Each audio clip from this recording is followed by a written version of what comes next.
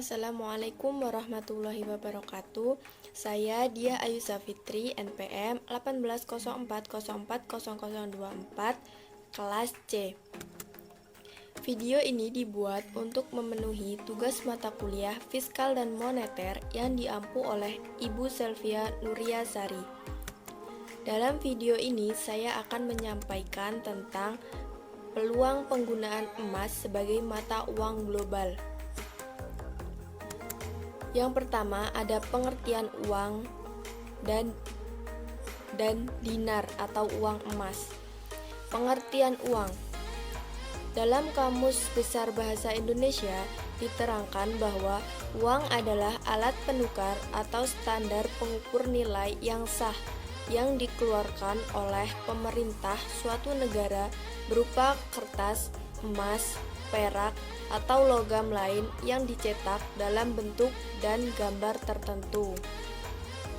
Uang juga didefinisikan sebagai alat penukar atau alat standar mengukur nilai yang sah yang dikeluarkan oleh pemerintah di setiap negara, berupa uang kertas dan logam yang dicetak dengan bentuk dan gambar tertentu.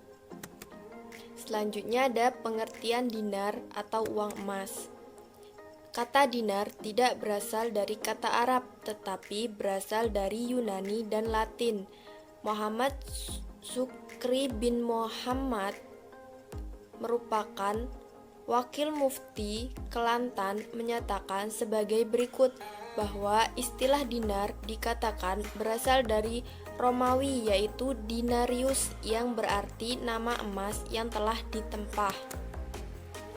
Dinar dan dirham mencantumkan kata-kata atau kalimat teologis Islam dengan beberapa alasan seperti: pertama, melambangkan tauhid Islam; yang kedua, menunjukkan ekonomi Islam dan stabilitas moneter; dan yang ketiga, mengingat Allah adalah pencipta alam semesta dan kausalitas untuk semua manusia.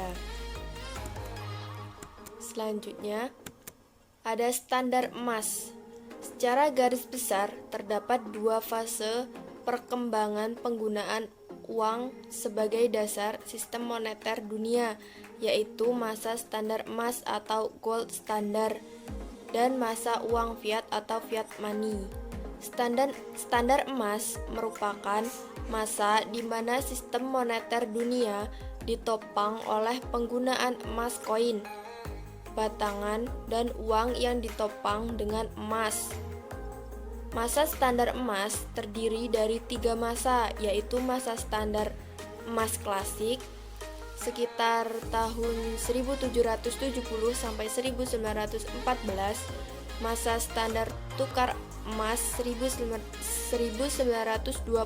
sampai 1930, dan masa sistem Bretton Woods yang dimulai dari tahun 1946 hingga 1971.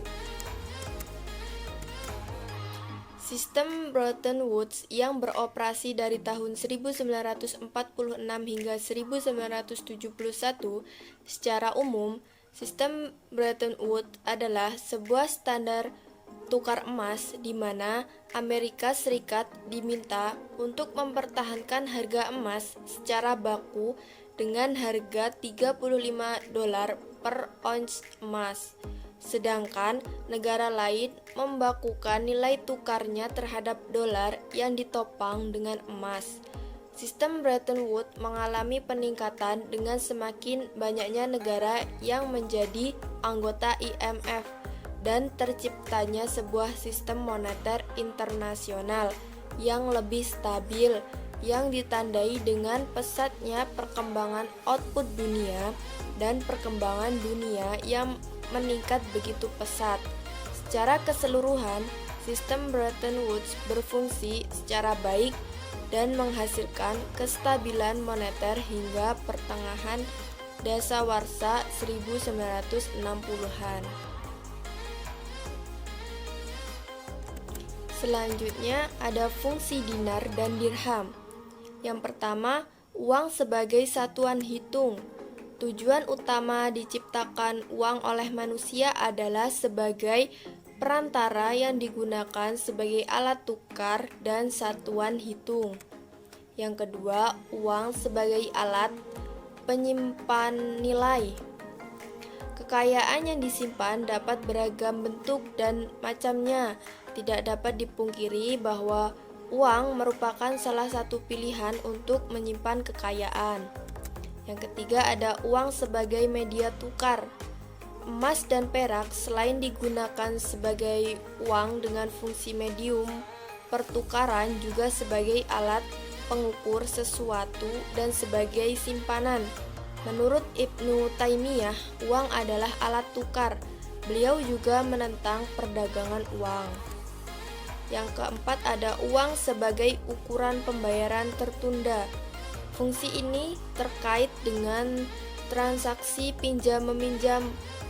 Uang merupakan salah satu cara untuk menghitung jumlah pembayaran pinjaman. Selanjutnya ada kelebihan dan kekurangan dinar. Kelebihan dari dinar yang pertama, sistem uang emas akan mengakibatkan kebebasan pertukaran emas, mengimpor dan mengekspornya, yaitu masalah yang menentukan peranan kekuatan uang, kekayaan, dan perekonomian. Dalam kondisi semacam ini, aktivitas pertukaran mata uang tidak akan terjadi karena adanya tekanan luar negeri, sehingga bisa mempengaruhi harga-harga barang dan gaji para pekerja. Yang kedua, sistem uang emas juga berarti tetapnya kurs pertukaran mata uang antar negara. Yang ketiga, dalam sistem uang emas, bank-bank pusat dan pemerintah tidak mungkin memperluas peredaran kertas uang karena secara umum kertas uang tersebut bisa ditukarkan menjadi emas dengan harga tertentu.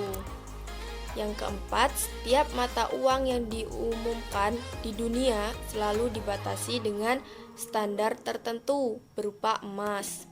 Dan yang kelima, setiap negara akan menjaga kekayaan emasnya sehingga tidak akan terjadi pelarian emas dari satu negara ke negara lain.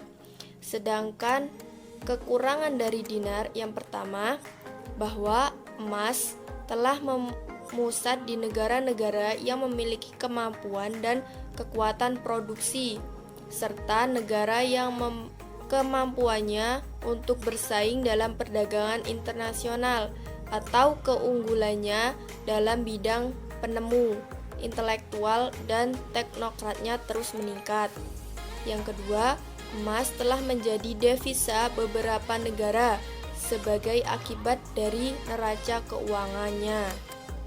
Dan yang ketiga, tersebarnya sistem uang emas tersebut telah dibarengi dengan konsep pengistimewaan di antara beberapa negara dalam beberapa aspek produksi yang berbeda, serta tidak adanya hambatan-hambatan dalam perdagangan di antara negara-negara tersebut. Selanjutnya ada peluang penggunaan uang emas sebagai mata uang global. Dengan adanya kenyataan-kenyataan yang ada, muncul gagasan untuk kembali pada dinar emas sebagai mata uang yang dilontarkan oleh para pemikir ekonomi Islam dan golongan politik Islam. Umumnya, gagasan tersebut ditunjukkan dengan argumentasi akademis berdasarkan fakta-fakta yang ada dalam kelemahan dan kegagalan sistem moneter yang berjalan saat ini, dan sebagai jalan keluar atas permasalahan tersebut adalah kembali pada dinar emas. Di antara para pendukung gagasan ini mengkritisi bahwa akar persoalan dalam sistem moneter yang berjalan saat ini ada 3 pilar pokok, yaitu fiat money, bunga dan kewajiban untuk memelihara cadangan minimum di bank sentral. Atas permasalahan ini ditawarkan jalan keluar dengan kembali kepada sistem dinar emas, disertai dengan teknis-teknis penggunaan dinar emas dalam perdagangan internasional dan dalam transaksi domestik. Sedangkan di Indonesia, pengembalian dinar dan dirham dimulai dari tindakan-tindakan elementer, yaitu dalam bentuk pencetakan fisik koin dinar dan dirham, kemudian mengedarkannya dalam dua cara, yaitu penukaran uang kertas dan dengan komoditi atau perdagangan. Dalam sejarah moneter dunia, dijumpai bahwa penggunaan mata uang kertas yang tidak ditopang oleh komoditas seperti emas menyebabkan sejumlah masalah yang sangat serius dalam perekonomian. Di antara masalah tersebut adalah: yang pertama, mata uang kertas menyebabkan inflasi yang tinggi. Yang kedua, legitimasi mata uang kertas sangat rapuh. Yang ketiga, sumber penindasan terhadap rakyat. Yang keempat, ketidakadilan dalam kegiatan ekonomi. Yang kelima, mata uang kertas mampu mendorong gelembung ekonomi. Dan yang keenam, uang kertas sebagai sarana spekulasi yang ganas. Selanjutnya ada strategi konsep dinar dalam perdagangan internasional. Ada tahap pertama yaitu negara-negara yang tergabung dalam anggota OKI harus membuat kesepakatan atau kompetensi atau peraturan tentang pembayaran transaksi perdagangan internasionalnya, baik perdagangan secara bilateral maupun multilateral dengan menggunakan mata uang dinar. Hal ini agar mendorong akselerasi penerapan dinar dalam perdagangan internasional. Tahap kedua, negara-negara yang tergabung dalam anggota OKI harus memulai dengan membuat standar ukuran umum mata uang dinar yang akan digunakan sebagai mata uang tunggal yang perlu dipenuhi dengan mengambil rata-rata persamaan dari negara-negara OKI yang mau bergabung. Dan tahap yang ketiga, negara-negara yang tergabung dalam anggota OKI harus menciptakan suatu lembaga yang akan mengurus dan mengelola kendali moneter yang menjadi embrio yang nantinya akan menjadi bank sentral atau bank kustodian dari seluruh negara OKI. Sebagai contoh, sebut saja IDB, Islamic Development Bank. Dan yang selanjutnya ada implementasi penggunaan dinar dirham dalam perdagangan internasional.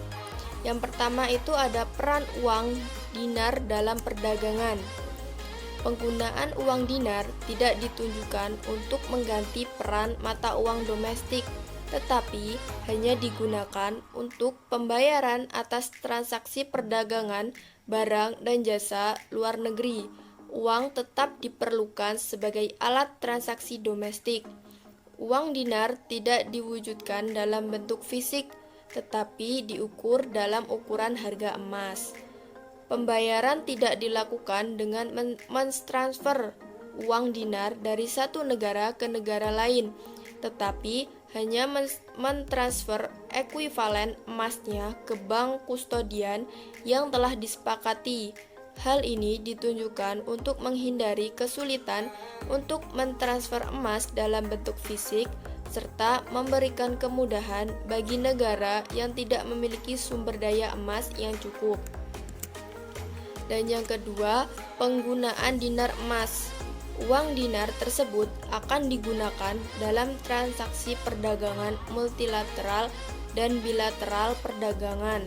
Multilateral melibatkan beberapa negara dalam transaksi perdagangan, sedangkan transaksi bilateral melibatkan dua negara yang bertransaksi. Perdagangan bilateral tidak hanya terbatas pada negara dalam satu regional, tetapi juga bisa dengan negara yang berada di luar regional. Mungkin hanya itu yang dapat saya sampaikan Kurang lebihnya saya mohon maaf, saya akhiri. Wassalamualaikum warahmatullahi wabarakatuh.